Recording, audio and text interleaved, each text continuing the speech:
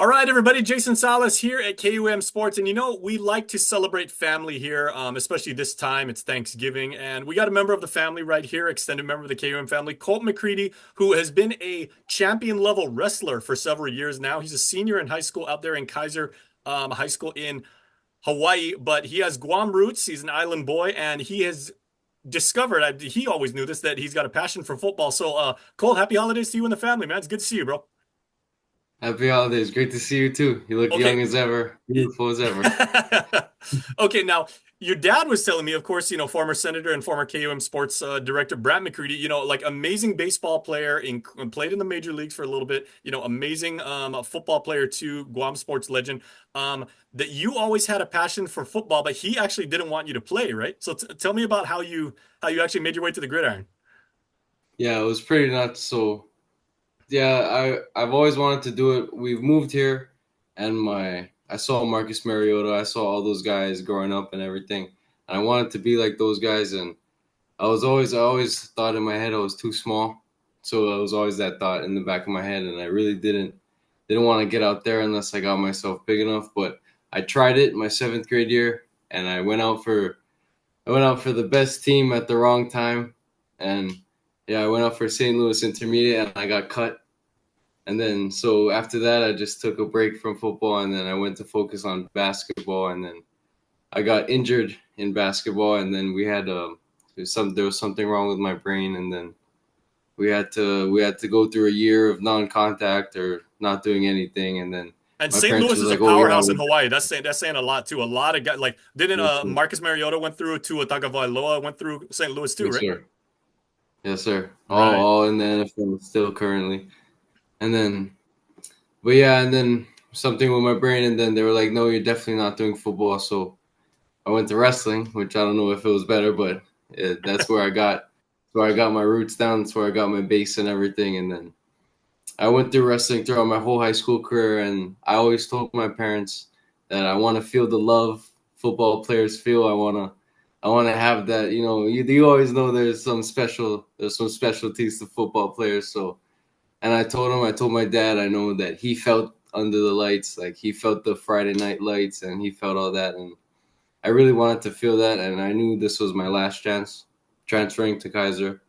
So I knew it was my last chance. And I just found the love for it right off the bat. And now I would love to pursue it in college if that's an opportunity for me. So, Awesome. Now that's interesting yeah. too, Cole, because you transferred from St. Louis to Kaiser, which is where your dad went and played. And I know that, I mean, people still speak in, I mean, every time I go to Honolulu, they're like, "Oh, you work with Brad McCready." They're like, "Yeah, we know him from Kaiser." Yeah. Yeah, it's pretty crazy. All the boys and everything at Kaiser, they always ask me, they're like, "Oh, who's your dad?" and everything. And if we're ever in the gym, I just tell them, I'm like, "Oh, look up," and he's right there on the wall. And then, Is that one? yeah, it's pretty fun. Yeah, Hey, well, the way things are going, it looks like you're going to have your name up on that legendary wall too. So, I mean, you're a 190-pound defensive lineman, right? yes, sir. Okay, is that a little bit like under because even from from Guam, like we're a little smaller than the Hawaiian boys, right? But is that a little small for like a typical D lineman Yeah, for the Aloha State? yeah. My dad always says I'm the smallest D lineman in the state. And yet you I lead carry that. and yet you lead the state in sacks and tackles for loss, right? Yes, sir. That's okay. So what's your mentality in going in, like when you look across the line or when you line up or when you shoot the gap and everything like that? Do you have a chip on your shoulder? No chip at all. It's just I go out there, I have fun. I always keep God with me. That's the thing. I always ask him for a great game, and if it's in His will, I always pray to Him. I ask Him for sacks, tackles, and tackles for losses, and He hears me apparently. So I always give my thanks to Him before and after the game, whenever I can, whenever there's a break, anytime we're on the sidelines. I'm always praying. I'm always asking for more. I'm always asking if I can do more for him, if I can show more on the field As it for should be. him. You got to glorify the kingdom. Well, which is interesting because the opposing quarterbacks are saying the same prayer that you don't get them. Yes, sir. Okay, so now you have NFL aspirations, as many people do, but you're in the pipeline right now, and you've got a coach right now with NFL experience that's mentoring you and trying to guide you. If and he sees in you, you've got the ability, it's in your DNA, and you're putting in the work, right? So tell me about your relationship with your coach.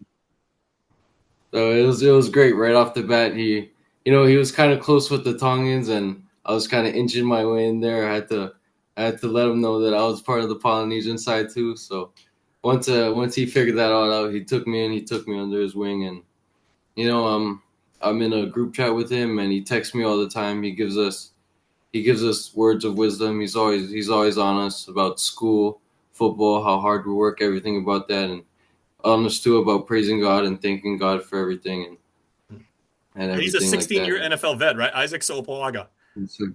Yes, sir. Played for I the 49ers and the Patriots. absolutely. We remember the name well. There's a lot of Niners fans over here.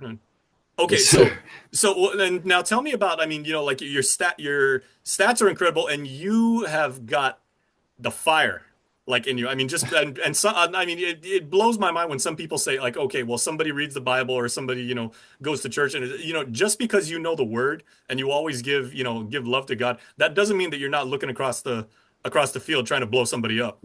You're a fiery Yeah. player, bro. Tell me where you get that, Yes, that sir. competitiveness. I'm pretty sure I get it from my mom.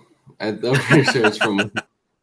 She's That's Dina yeah, McCreadie from she's Agana Heights, everybody. yes, sir. She has that fire in her, and you can tell if you really get to know her. But yeah, but all jokes aside, it's a pretty crazy thing where I think it's from wrestling. When you can just it's something where you just step on the mat or step on the field, and you can tell like your heart, your mind, everything. You're like everything snaps into place. Like, oh, this is different. We have to like your whole body. You really have to lock into to try and not embarrass your family, because I really do it. I really do it for my family, for God. Mhm. So I'm really out there. I'm really trying not to embarrass my family. Like for instance, last game, and we were in Kauai last game, and I had these pink gloves because I wanted to be the star of the show or something, and then I was making a couple bad plays, and then my dad was like, "Take those gloves off." He was in the sidelines. He was like, "Take those gloves off." So I took the gloves off, and I remembered where I came from, and I started making plays. I didn't try There to you be go. a star of the show or Well, anything. speaking of which, we want to show some love to your family name. So let me see that shirt, man, because that is a sweet shirt. Yes, sir. Very nice. I love your school colors too. That's nice. That's Yes, Kaiser sir. Cougars right there. Huh? Yes, Okay, sir. now tell me about the jersey number you knew where, and is there any significance to that? Like, because your dad made number 8 famous here. He Yeah, was number in 8 baseball and was. football. Yeah, I was always either gonna go for number 8 or number 12 because there was always either 8 or 12 people in my family, and I just always wanted to represent that as a kid. But those numbers were taken, so I was like, "Oh, what's the next one up?" And 28 was right there, so just had to go with it. Yeah. Very nice. Okay, now again, you've discovered the passion for football. You're excelling. You've got the state championship coming up, so you've got all 170,000 of us back here, most of whom you're related to, but even the people you're not So related to, they're watching this right now and they're all cheering for you. Where do you take your game to the next level when you finish high school and to pursue those dreams to play, NCAA and one day NFL? Like what work do you put in?